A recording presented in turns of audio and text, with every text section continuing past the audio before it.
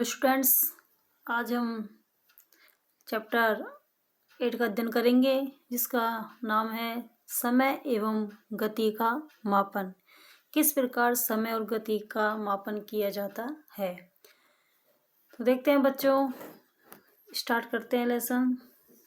प्रेरणा को दौड़ प्रतियोगिताओं को देखने और उनमें भाग लेने में आनंद आता है, अतः वह कभी कभी अपनी छोटी बहन के साथ टेलीविज़न के खेल चैनल पर प्रसारित होने वाली तीव्र दौड़ प्रतिस्पर्धाओं को देखती है।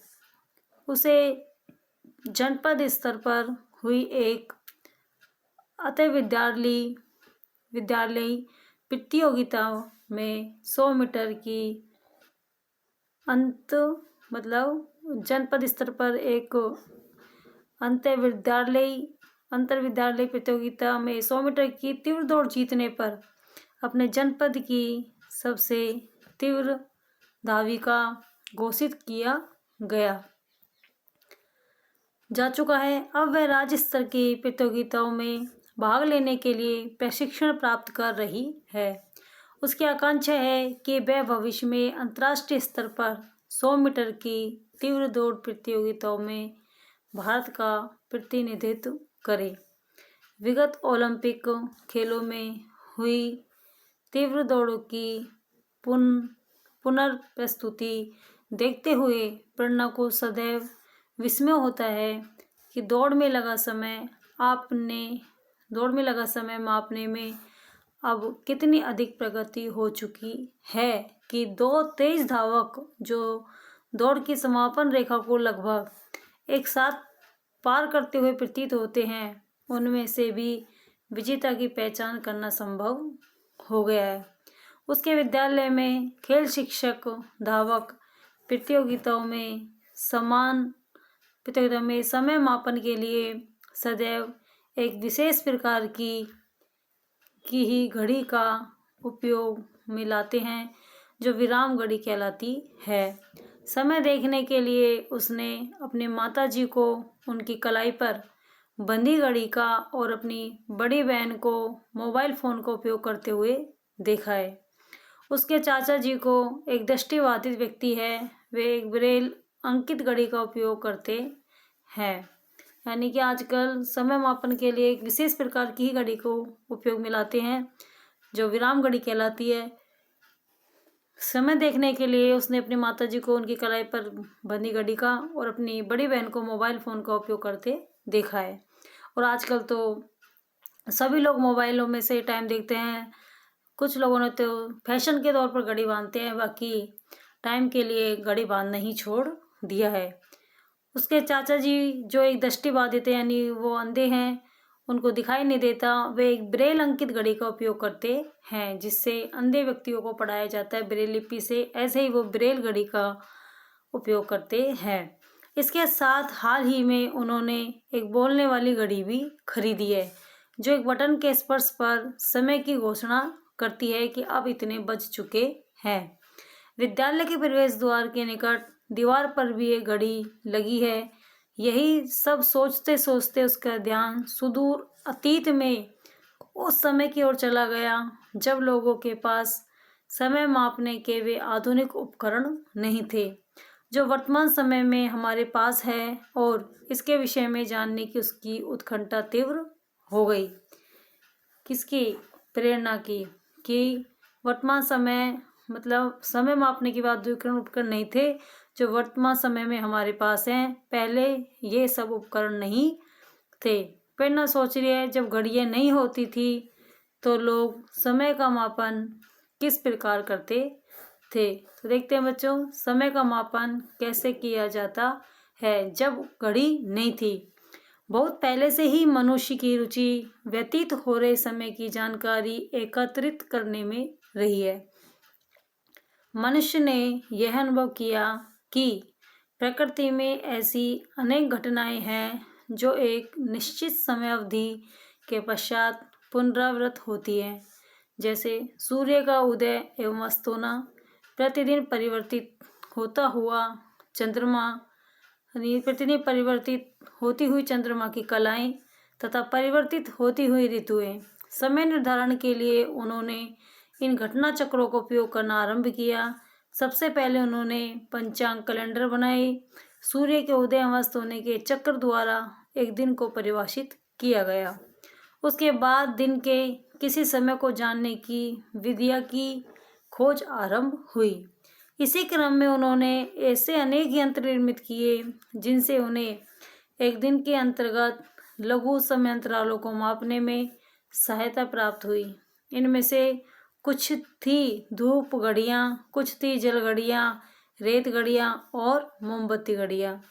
धूप घड़ियों में समय का निर्धारण दिन में सूर्य के प्रकाश द्वारा किसी वस्तु के परछाई की परिवर्तनीय स्थिति के आधार पर किया जाता था। पहले के लोग छाया को देखकर या परछाई को देखकर पता लगाते थे कि अब इतने बज चुके हैं। उनको अंदाजा लग जाता था कि अब 2 बज गए, अब 3 बज गए हैं।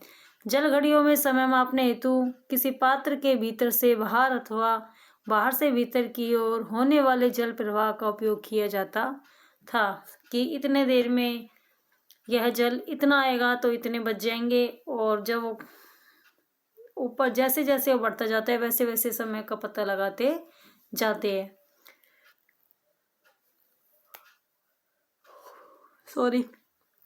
एक प्रकार की जल घड़ी में जल एक पात्र में लिया जाता था जिसमें समय के लिए अंकन किया होता था तथा जल उससे बाहर प्रवाहित होता था। दूसरे प्रकार की जल घड़ी में एक कटोरा होता था जिसकी तली के ठीक बीच में एक छिद्र होता था। इस कटोरे को जल के पृष्ठ पर तैराया जाता था। धीरे धीरे एक निश्चित समय में यह कटोरा पानी से भर जाता था और डूब जाता था। फिर इसे निकालकर पुनः तैराया जाता था तो उससे भी उन्होंने समय का पता लगाया। रेत घड़ियों में समय का मापन एक बल्ब से दूसरे बल्ब में रेत के प्रवाह के आधार पर किया जाता था। ऐसी आजकल भी बहुत से जो अपने जो लैब वगैरह हैं उनमें भी रेत घड़ी का इस्तेमाल किया जाता है। आज भी कहीं पर वैज्ञानिक जो प्रयोगशालाएं हैं उनमें भी रेत घड़ी को दर्शाया गया है, प्रदर्शित किया गया है और वहाँ पर काम में भी ली जाती है। मोमबत्ती घड़ियों में ऐसी मोमबत्ती होती थी जिन पर अंशांकन होता था और जो यह बताता था कि इन मोमबत्तियों को जलते हुए कितना समय व्यतीत हो चुका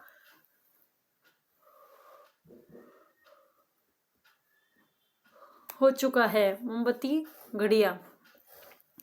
आगे देखते हैं बच्चों कि और कैसे कैसे समय का मापन किया गया है। रोचक तथ्य: पत्थरों से बनी सबसे बड़ी धूप घड़ी का नाम सम्राट यंत्र है। इसे लगभग 300 वर्ष पहले राजस्थान के जयपुर शहर में स्थित जंतर मंतर में बनाया गया था, जो आपको ये दिखाई दे रहा है, जो यूनेस्को द्वारा घोषित एक विश्व धरोहर स्थल है। यहाँ अनेक खगोलीय यंत्र स्थापित किए गए हैं। इसकी 27 मीटर की प्रभावी ऊंचाई के कारण इसकी छाया प्रत्येक सेकंड में लगभग 1 मिलीमीटर स्थानांतरित होती है और एक मापक पर पड़ती है, जिसे 2 सेकंड तक की अल्पावधि को मापने के लिए अंशांकित किया गया है और किसी भी अन्य धूप घड़ी की तरह भी यह भी स्थानीय अथवा सौर समय का ही मापन करती है और भारतीय मानक समय के निर्धारण के लिए इसमें संशोधन करने की आवश्यकता होती है। क्या आप एक साधारण जल घड़ी बनाना चाहेंगे? क्रियाकलाप 8.1 आइए निर्माण करें। पारदर्शी प्लास्टिक की एक आधे लीटर की अथवा बड़ी प्रयुक्त बोतल लेंगे जिसमें ढक्कन भी लगा हो।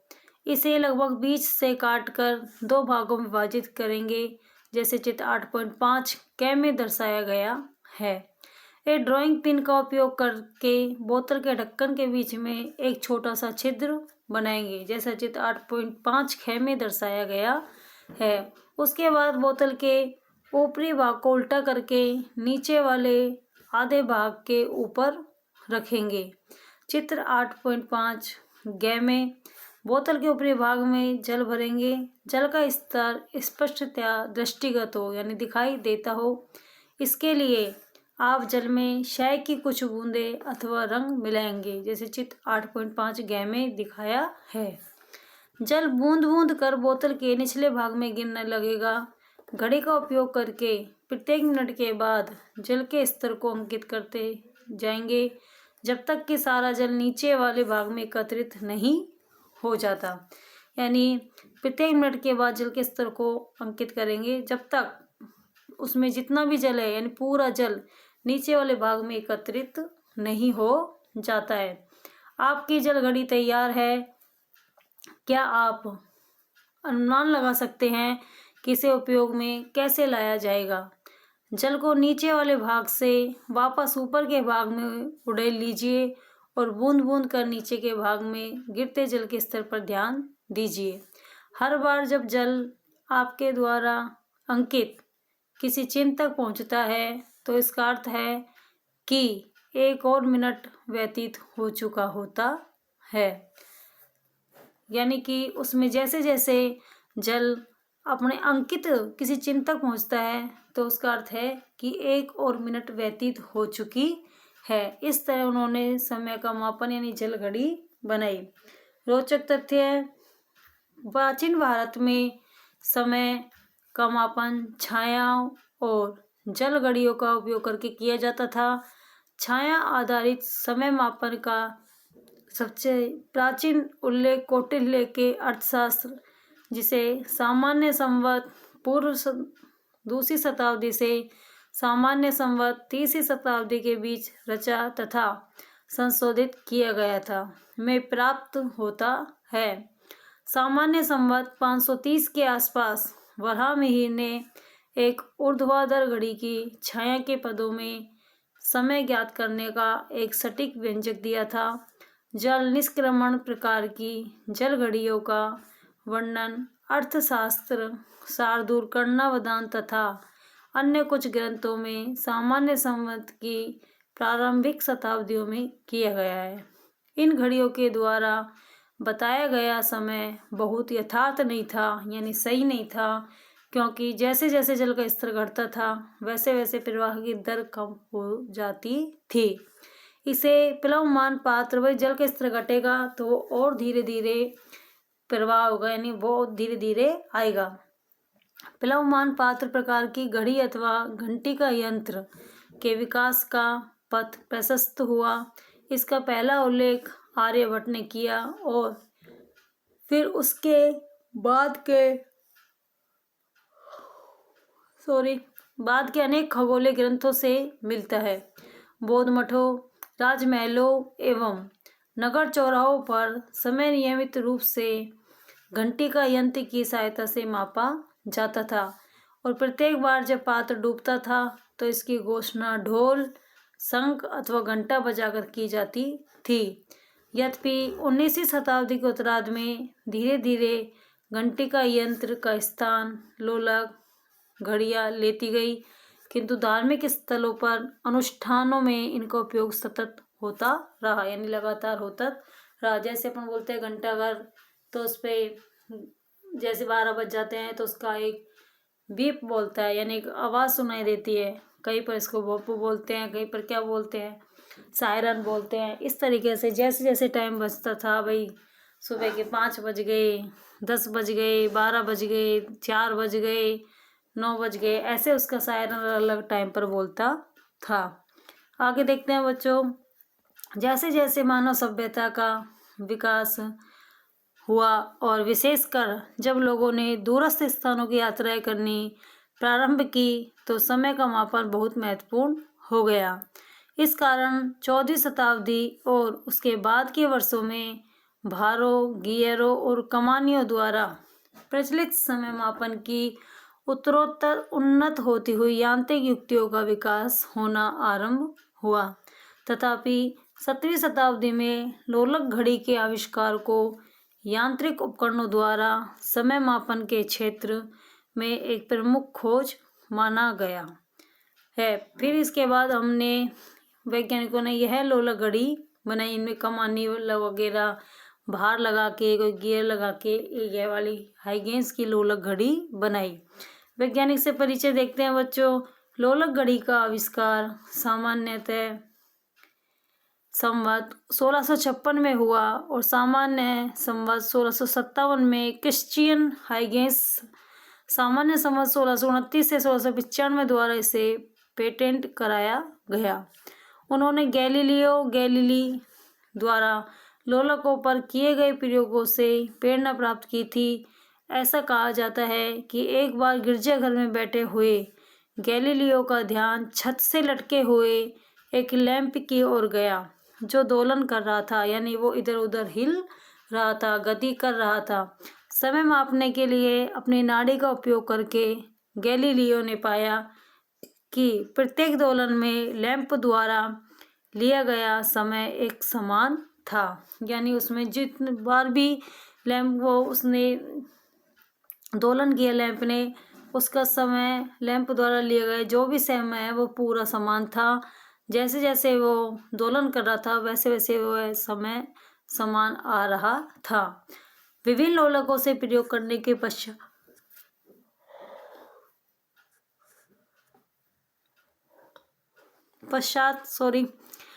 गैलीलियो इस निष्कर्ष पर पहुंचे कि किसी निश्चित लंबाई के लोलक के लिए एक दोलन पूरा करने में लगा समय सदैव समान रहता है। तो कौन पहुंचा? गैलीलियो पहुंचा इस निष्कर्ष पर कि किसी कोई निश्चित जैसे लंबाई के लोलक के लिए एक दोलन पूरा करने में लगा समय सदैव समान रहता है। आगे देखते हैं बच्चों, सरल लोलक क्या होता है। ये बता रहा है बच्चा, देखो अपने विचार रख रहा है कि कक्षा 6 में विज्ञान की पाठ्य पुस्तक जिज्ञासा के अध्याय लंबाई एवं गति का मापन में हमने एक क्रियाकलाप किया था जिसमें हमने धागे से लटके एक इरेजर रबड़ की दोलन गति का अवलोकन किया था। क्या लोलक उसके जैसा ही है? सरल लोलक में एक छोटी धातु की गेंद होती है जिसे लोलक का गोलक कहा जाता है। यानी सरल लोलक में एक छोटी धातु है, धातु की क्या होती है? गेंद होती है जिसे लोलक का गोलक कहा जाता है, जो एक लंबी धागे द्वारा किसी दृढ़ आधार से लटकी होती है, जैसा चित्र 8.7 क में दर्शाया गया है। इसके बाद देखो, विराम अवस्था में लोलक अपनी माध्य स्थिति पर होता है। जब गोलक को एक और थोड़ा सा विस्थापित करके छोड़ा जाता है तो यह दोलन गति करने लगता है। जैसे इसको यहाँ से यहाँ छोड़ दिया है तो ये गति कर रहा है ऐसे। इसकी गति आवर्ती गति होती है क्योंकि यह अपने पथ को एक निश्चित समय अवधि के पश्चात दोहराता है, क्योंकि ये पहले इधर जाता है फिर इधर जाता है, तो इस प्रकार एक निश्चित समय अवधि के पश्चात दोहराता है। जब किसी लोलक का गोलक अपनी माध्य स्थिति ऐसे चलकर चरम स्थिति ब पर पहुंचता है और वह वहां अपनी दिशा बदलकर दूसरी ओर की चरम स्थिति स पर पहुंचता है। पहले ये ऐसे ब पे जाता है, फिर ये वापस ब पे आता है और ऐसे फिर स पे जाता है, इसलिए इसमें निश्चित समय अवधि के पश्चात दोहराता है, पहुंचता है, फिर दिशा बदलकर वापस ए पर लौट आता है। तब यह कहा जाता है कि लोलक ने एक दोलन पूरा कर लिया। यानी ऐसे ब से स पे जाता है फिर वापस स पे आता है तो एक दोलन यानी एक चक्कर पूरा हो जाता है। जब लोलक का गोलक एक चरम स्थिति ब से दूसरी चरम स्थिति स तक जाता है और वहां दिशा बदलकर वापस चरम स्थिति ब पर लौट आता है, तब भी यह लोलक एक दोलन पूरा करता है। किसी लोलक का एक दोलन पूरा करने में लगा समय इसका दोलन काल कहलाता है। यानी किसी लोलक को एक दोलन पूरा यानी एक चक्कर पूरा करने में जो समय लगता है वह इसका दोलन काल कहलाता है। आइए अब हम एक लोलक स्थापित करते हैं और इसका दोलन काल मापते हैं। क्रियाकलाप 8.2 आइए प्रयोग करें। लगभग 150 सेंटीमीटर लंबी डोरी, हुक लगी धातु की एक भारी गेंद अथवा पत्थर का एक छोटा टुकड़ा यानी गोलक, एक विराम घड़ी अथवा कलाई घड़ी और लंबाई मापने के लिए एक मापक लीजिए। डोरी के एक सिरे पर गोलक को बांधिए।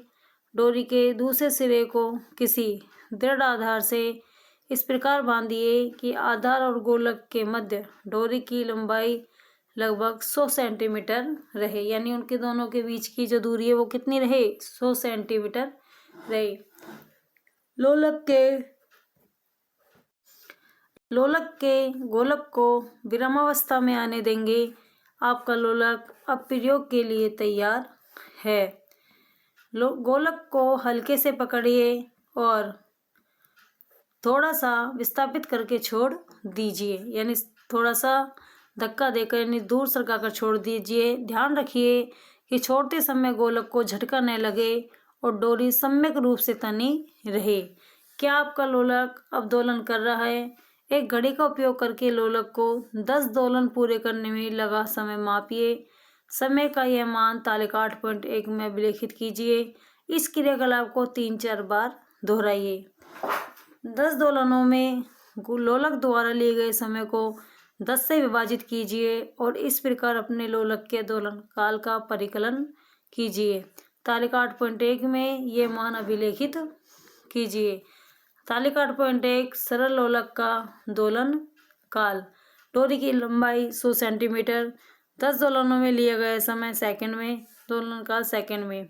क्या आपके लोलक के दोलन काल का मान प्रत्येक प्रेक्षण के लिए लगभग समान प्राप्त होता है? इस अवलोकन से आप क्या निष्कर्ष निकालते हैं? किसी निश्चित लंबाई के लोलक का एक ही स्थान पर दोलन काल लगभग अचल रहता है, यानी उस पर कोई समान नहीं रहता है। एक वैज्ञानिक की तरह सोचिए। अभी अभी आपने एक महत्वपूर्ण ऐतिहासिक प्रयोग किया जो पहली बार गैलीलियो द्वारा किया गया था। केवल एक बात आपके द्वारा किए गए प्रयोग में भिन्न रही कि समय के मापन के लिए आपने नाड़ी स्पंदन के स्थान पर घड़ी का उपयोग किया। मान लीजिए कि आप गैलीलियो हैं और लोलक को लेकर प्रयोग कर रहे हैं। सोचिए कि आपके अन्वेषण के क्या क्या बिंदु होंगे, वे कौन से प्रश्न होंगे जिनको उत्तर पाने के लिए आप प्रयोग करेंगे। क्या सभी लोलकों के दोलन काल समान होते हैं? इसकी जांच आप किस प्रकार करेंगे? दोलन चक्कर तो एक समान ही निश्चित समय अवधि में लगाता है, इसलिए उनके दोलन काल भी समान ही होंगे। क्रियाकलाप 8.2 को एक ही गोलक के साथ 2 या 3 अलग अलग लंबाई के गोलक बनाकर दोहराइए। क्या दोलन काल बदलता है? यदि ऐसा होता है तो दोलन काल पर लंबाई का क्या प्रभाव पड़ता है? यदि लंबाई बदलने का प्रभाव दोलन काल पर होता है तो क्या गोलक का द्रव्यमान भी इसको प्रभावित करता है? एक नियत लंबाई की डोरी और भिन्न भिन्न द्रव्यमान के गोलकों से लोलक बनाइए और प्रत्येक से क्रियाकलाप 8.2 दोहराकर इसकी जांच कीजिए। क्या आप दोलन कालों में कोई अंतर पाते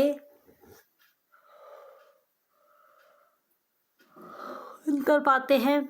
सरल लोलक का दोलन काल इसकी लंबाई पर निर्भर करता है, किंतु गोलक के द्रव्यमान पर नहीं। यानी लोलक का जो दोलन काल है, समय है चक्कर लगाने का, वो लंबाई पर निर्भर करता है, द्रव्यमान पर नहीं। किसी के स्थान पर एक ही लंबाई के सभी लोलकों का दोलन काल समान होता है। किसी निश्चित लंबाई के सरल लोलक का एक ही स्थान पर दोलन काल नियत होता है। लोलक के इस गुण का उपयोग समय के मापन के लिए किया जाता है। सभी घड़ियां, चाहे वे पुरानी हो या नई, किसी न किसी ऐसे सतत आवर्ती प्रक्रम पर आधारित होती हैं जिसका उपयोग समान समय अवधियों को अंकित करने के लिए किया जा सकता है।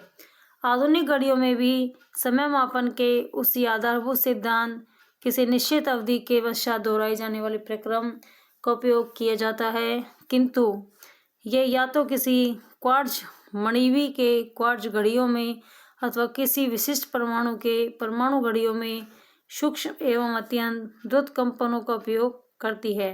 हाइगेंस की पुरानी लोलक घड़ियों के प्रतिदिन 10 सेकंड आगे या पीछे हो जाने की संभावना बनी रहती थी, जबकि आज की जो परमाणु घड़ियां इतनी परिशुद्ध होती हैं कि उनमें लाखों साल में मात्र 1 सेकंड का अंतर आता है। वैज्ञानिक समय को अधिक यथार्थता से मापने के लिए और अधिक श्रेष्ठ विधियों की खोज में लगातार लगे हुए हैं। यह एक गहन चिंतन है कि इनमें अधिक से अधिक श्रेष्ठ जो विधि है समय की मापने के लिए, उनकी खोज में लगातार लगे हुए हैं। समय का ऐसा ही मात्रक देखो, समय का मात्रक भी होता है कि समय को किस में मापा जाता है।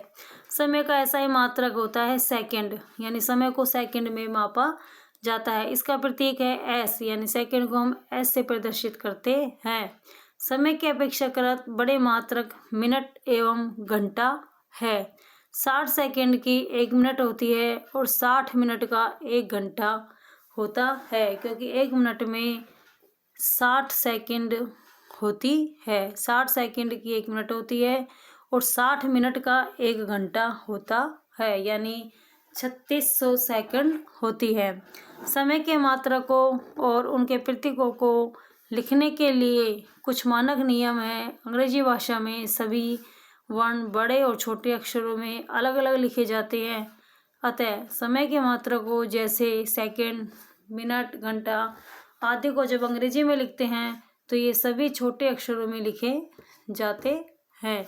यदि ये वाक्य के प्रारंभ में आए तो नाम का पहला वर्ण बड़े अक्षर से लिखा जाएगा। इनके संकेत एस, MIN मिनट, H यानी घंटा भी छोटे अक्षरों से ही लिखे जाएंगे और ये सदैव एक वचनात्मक रहेंगे।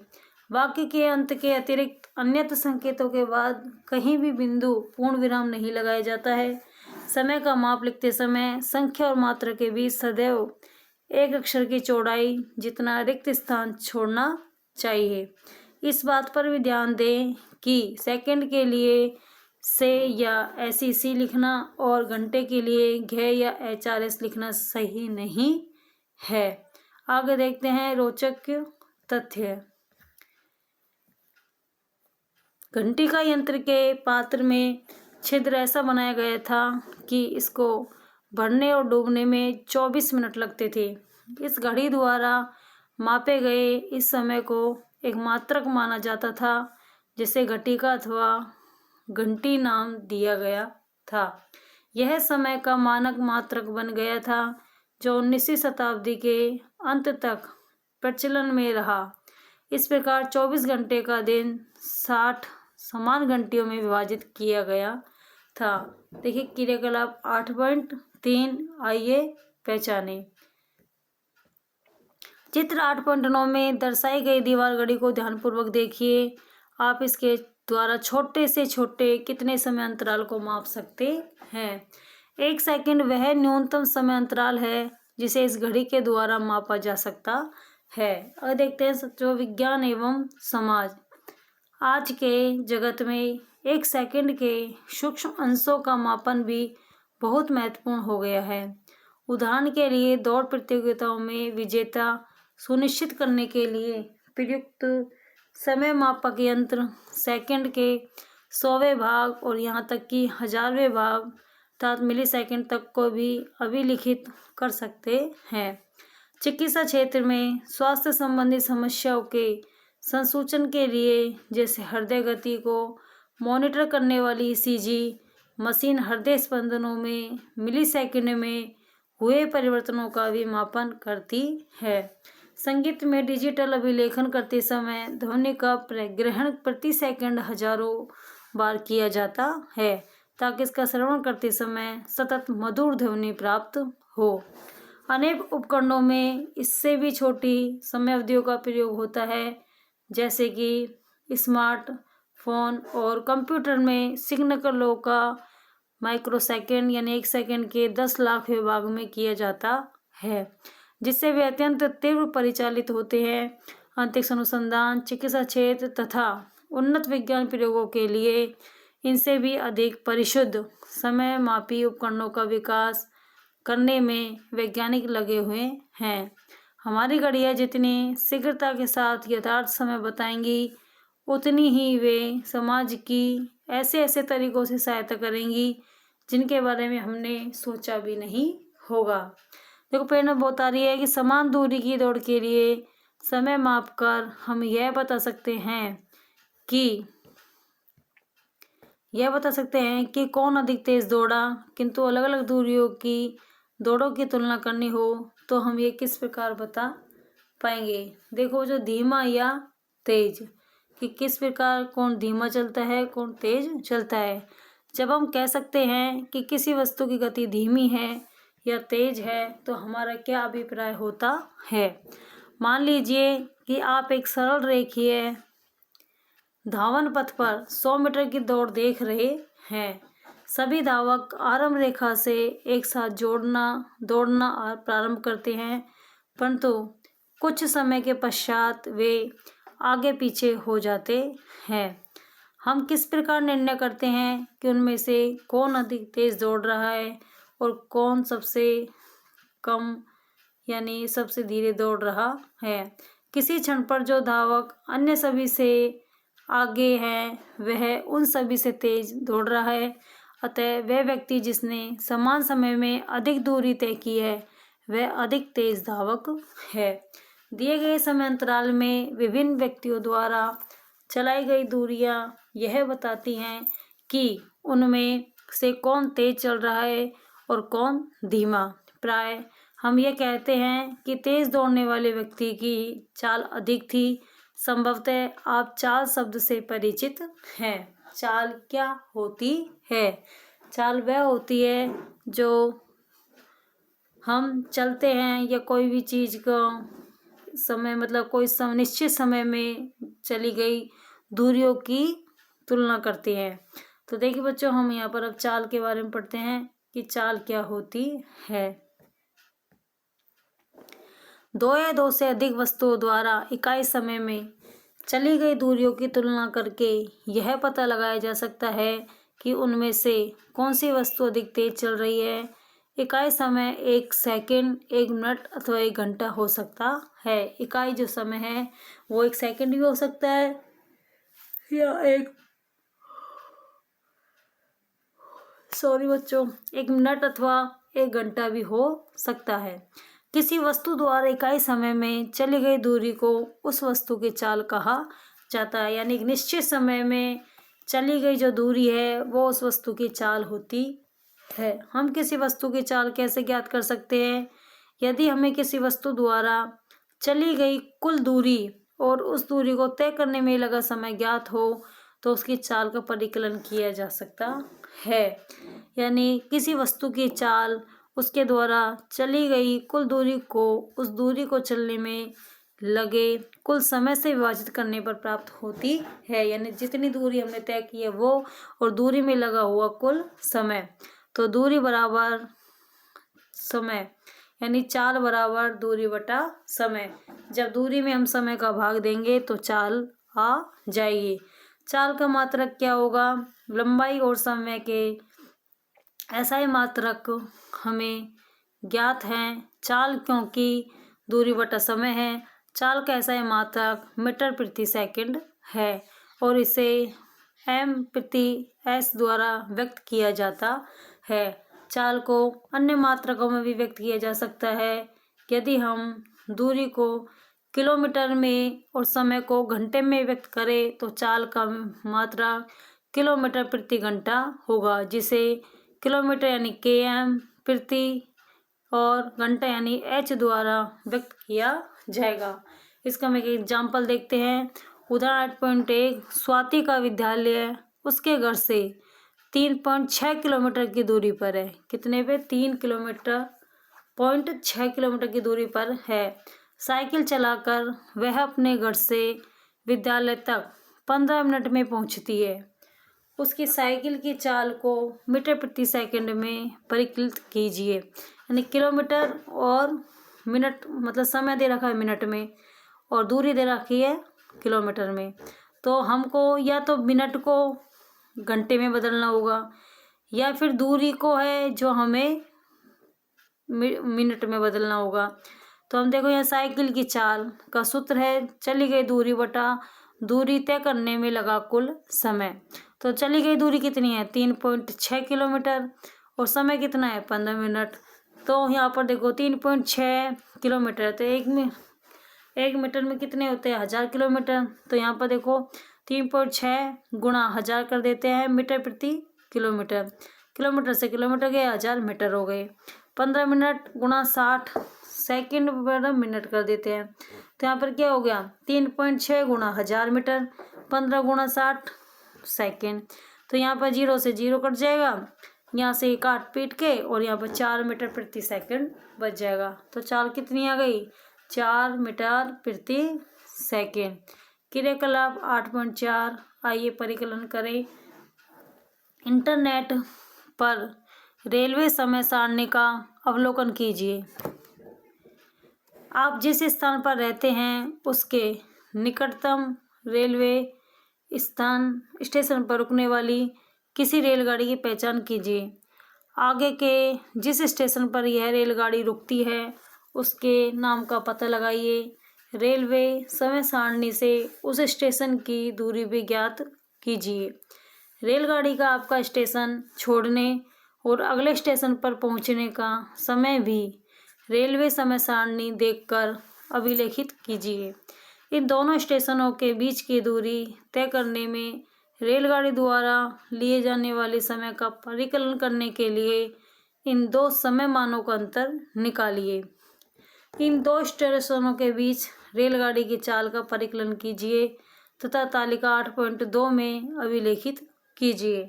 4 से 5 विभिन्न प्रकार की रेलगाड़ियों जैसे सवारी गाड़ी या एक्सप्रेस गाड़ी या सुपर फास्ट गाड़ी के लिए इस क्रियाकलाप को दोहराइए, यानी जो इंटरनेट पर है वो। रेलगाड़ियों की चाल ज्ञात करना। आपके घर के निकटतम रेलवे स्टेशन का नाम क्रम संख्या, भाई कि कौन कौन सी रेलगाड़ी जाती है, यानी 1 2 3 4 रेलगाड़ी का नाम डालेंगे, कौन कौन सी जा रही है। अगले स्टेशन का नाम डालेंगे, अगले स्टेशन की दूरी डालेंगे, अगले स्टेशन तक जाने में लगा समय, इन दो स्टेशनों के बीच रेलगाड़ी की चाल कितनी रही। रेलगाड़ी की चालों की तुलना कीजिए। इनमें सबसे तेज चलने वाली रेलगाड़ी कौन सी है? वह रेलगाड़ी जो इकाई समय में सबसे अधिक दूरी तय करती है, अर्थात जिसकी चाल सबसे अधिक है, वह सबसे तेज चलने वाली रेलगाड़ी है। यानी वह रेलगाड़ी जो इकाई समय में सबसे अधिक दूरी तय करती है, अर्थात जिसकी चाल सबसे अधिक है, वह सबसे तेज चलने वाली रेलगाड़ी है। यानी निश्चित समय में ज़्यादा दूरी तय करती है, वह सबसे तेज चलने वाली रेलगाड़ी है। यहाँ पर दे रखा है चाल, दूरी एवं समय में क्या संबंध होता है। अब हम जान गए हैं कि निम्नलिखित सूत्र का उपयोग करके किसी वस्तु की चाल का परिकलन कैसे किया जाता है। चाल बराबर चली गई कुल दूरी बटा लिया गया कुल समय, यानी चाल बराबर दूरी बटा समय। यदि चली गई दूरी और चलने में लिया गया समय ज्ञात हो तो चाल का परिकलन किया जा सकता है। यदि किसी वस्तु की चाल और समय ज्ञात हो तो इसके द्वारा चली गई दूरी का परिकलन निम्नलिखित सूत्र का उपयोग करके किया जा सकता है। यानी कुल चली गई दूरी बराबर चाल गुणा समय। चाल को और समय को मल्टीप्लाई कर देंगे जिससे दूरी आ जाएगी। यदि वस्तु की चाल और चली गई दूरी ज्ञात हो और उस दूरी को चलने में वस्तु द्वारा लिया गया हमें कुल समय निकालना है तो वो निम्नलिखित सूत्र द्वारा परिकलित किया जा सकता है। जैसे लिया गया कुल समय बराबर कुल चली गई दूरी अथवा कुल चली गई दूरी बटा चाल, यानी समय बराबर दूरी बटा चाल। चाल का भाग दूरी में दे देंगे तो समय के मान आ जाएगा। उदाहरण 8.2 देखिए। राघव एक बस में बैठकर निकट के एक शहर जा रहा है। बस लगातार 50 किलोमीटर प्रति घंटा की चाल से चल रही है। यदि उसको शहर तक पहुंचने में 2 घंटे लगते हैं तो वह शहर कितनी दूरी पर है। यानी इसमें चाल दे रखी है और समय दे रखा है, तो हमें क्या निकालना है? दूरी। और दूरी का सूत्र क्या होता है? दूरी बराबर चाल गुणा समय। तो 50 किलोमीटर प्रति घंटा है और गुणा हमको क्या दे रखा है? 2 घंटे। तो मल्टीप्लाई कर देंगे, घंटे से घंटा कट जाएगा और 50 को 2 से गुणा कर देंगे तो 100 किलोमीटर की दूरी आ जाएगी। यानी दूरी का मान क्या हो जाएगा? 100 किलोमीटर। अगला है कोई उदाहरण है 8.3। कोई रेलगाड़ी 90 किलोमीटर प्रति घंटा की चाल से गतिमान है। इसे 360 किलोमीटर की दूरी तय करने में कितना समय लगेगा? रेलगाड़ी द्वारा लिया गया समय बराबर चली गई दूरी बटा 4, यानी 360 किलोमीटर की दूरी है तो 360 किलोमीटर बटा फिर होता है 90 किलोमीटर की चाल, तो 90 किलोमीटर प्रति, यानी किलोमीटर से किलोमीटर कट गया और यहाँ से 0 कट गया, 9 चौक 36, तो 4 घंटे आ जाएंगे। अभी तक दिए गए सभी उदाहरणों में हमने किसी वस्तु की चाल कुल चली गई दूरी को चलने में लिए गए कुल समय से विभाजित करके प्राप्त किए। तथापि यह हो सकता है कि वस्तु संपूर्ण दूरी समान चाल से न चली गई हो सकता है कि कभी यह तेज चली हो और कभी धीमी। अतः हमने जो चाल ज्ञात की है वह औसत चाल है, किंतु इस पुस्तक में हमने औसत चाल के लिए चाल शब्द का ही उपयोग किया है। आगे देखते हैं बच्चों, विज्ञान एवं समाज, कि विज्ञान और समाज क्या बोल रहा है। स्कूटर, मोटरसाइकिल, कार एवं बस जैसे वाहनों में एक यंत्र लगा होता है जो वाहन की चाल मापता है तथा किलोमीटर प्रति घंटा में प्रदर्शित करता है। इसे चाल मापी यानी स्पीडोमीटर कहा जाता है, जो अपने मोटरसाइकिल, गाड़ियों, फोर व्हीलर में लगा रहता है। बसों में, वाहनों में एक अन्य यंत्र भी लगा रहता है जिसे पथमापी यानी ओडोमीटर कहते हैं। यह वाहन द्वारा चली गई दूरी को किलोमीटर में मापता है। स्पीडोमीटर है जो तो चाल को मापता है और ओडोमीटर है जो दूरी को किलोमीटर में मापता है। फिर ये विद्यार्थी सोच रहा है कि मैंने एक बार सीधी सड़क पर लंबी दौड़ मैराथन के एक भाग को देखा। मुझे ऐसा लगा कि कुछ व्यक्ति उसे पूरी दूरी में समान चाल से दौड़ रहे थे, जबकि कुछ अन्य व्यक्ति या तो अपनी चाल धीमी कर रहे थे या बढ़ा रहे थे। उनकी गति भिन्न कैसे थी? एक समान एवं असमान रेखीय गति। एक समान एवं असमान रेखीय गति। आपने कक्षा 6 में पढ़ा कि विज्ञान के पाठ्य में जिज्ञासा के अध्याय है लंबाई एवं गति का मापन में रेखीय गति के संबंध में जो सीखा था, क्या आपको वह याद है? जब कोई वस्तु एक सरल रेखा के अनुदिश गति करती है, यानी वो सीधी गति करती है, तो इसकी गति को सरल रेखीय गति कहा जाता है। अब आप एक रेलगाड़ी की कल्पना कीजिए जो आसपास के दो स्टेशनों के बीच ऐसी पटरियों पर चल रही है जो सीधी रेखा में है। इसलिए इन स्टेशनों के बीच रेलगाड़ी की गति सरल रेखीय गति का उदाहरण है। रेलगाड़ी पहले स्टेशन क से मंद गति से चलना प्रारंभ करती है और फिर इसकी चाल बढ़ जाती है, फिर यह धीमी होती है और अगले स्टेशन घ पर रुक जाती है। फिर दो स्टेशनों के बीच कुछ दूरी के लिए ख से ग तक यह नियत चाल अर्थात अपरिवर्तित चाल से चलती है, यानी एक समान चाल से कभी धीरे कभी तेज अपरिवर्तित चाल से चलती है।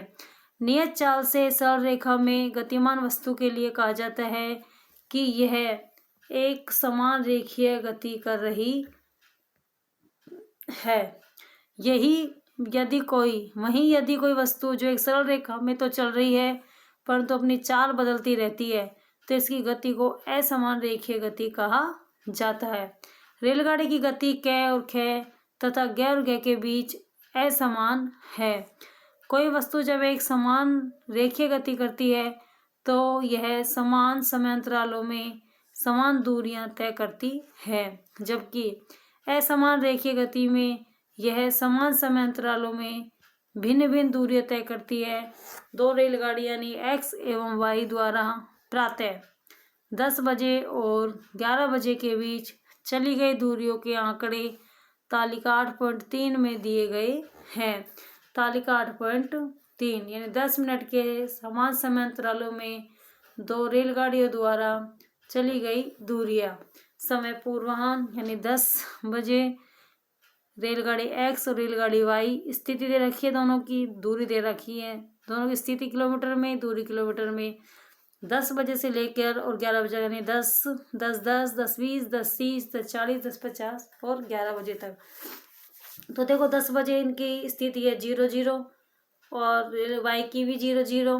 10-10 पर है 20-20, दोनों की 20-20। 10-20 पर है स्थिति 40 है, दूरी 20 है। स्थिति 35 है, दूरी 15 है।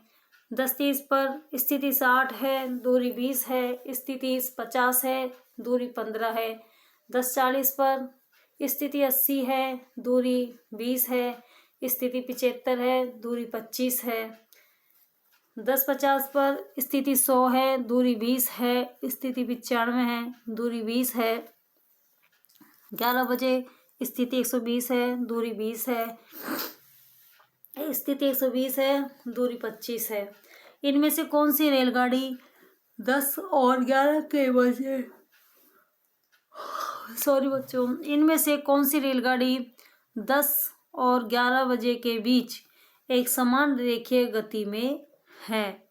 यानी 10 बजे से लेकर और 11 बजे के बीच में, यानी 10-10 पर, कितने पर? 10-10 पर एक समान रेखीय गति में है। रेलगाड़ी एक्स समान समय अंतराल में समान दूरी तय करती है, इसलिए यह एक समान रेखीय गति में है, जबकि रेलगाड़ी वाई असमान रेखीय गति में है। आगे देखते हैं बच्चों। एक समान रेखीय गति एक आदर्श अवधारणा है।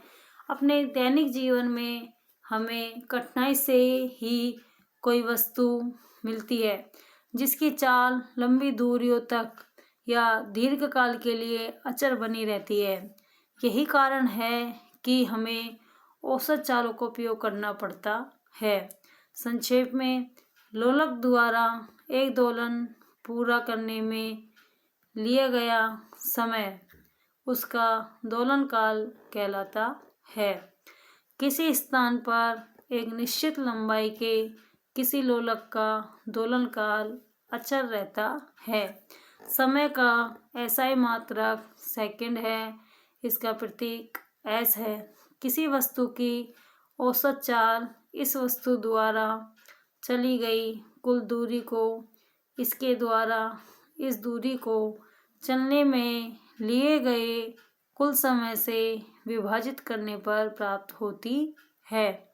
सरल रेखा में नियत चाल से चलती हुई वस्तु एक समान रेखीय गति में कही जाती है। यदि सरल रेखा में चलते हुए किसी वस्तु की चाल बदलती रहती है तो यह असमान रेखीय गति में कही जाती है। तो बच्चों, हमारा यह लेसन समाप्त हुआ, जो था कि चाल कैसे होती है, दूरी क्या होती है, समय क्या होता है, इन सब का इसमें बताया गया है। और मैंने भी आप सबको इसमें बता दिया है कि समय कैसे मापा जाता है, चाल कैसे मापी जाती है, दूरी कैसे मापी जाती है। तो हमारा ये लेसन पूरा हो चुका है। हम 8 लेसन कर चुके हैं और हम इसके क्वेश्चन आंसर कल करेंगे। नेक्स्ट वीडियो के साथ मिलते हैं बच्चों। समय गति का मापन नेक्स्ट वीडियो के साथ मिलते हैं। All the best.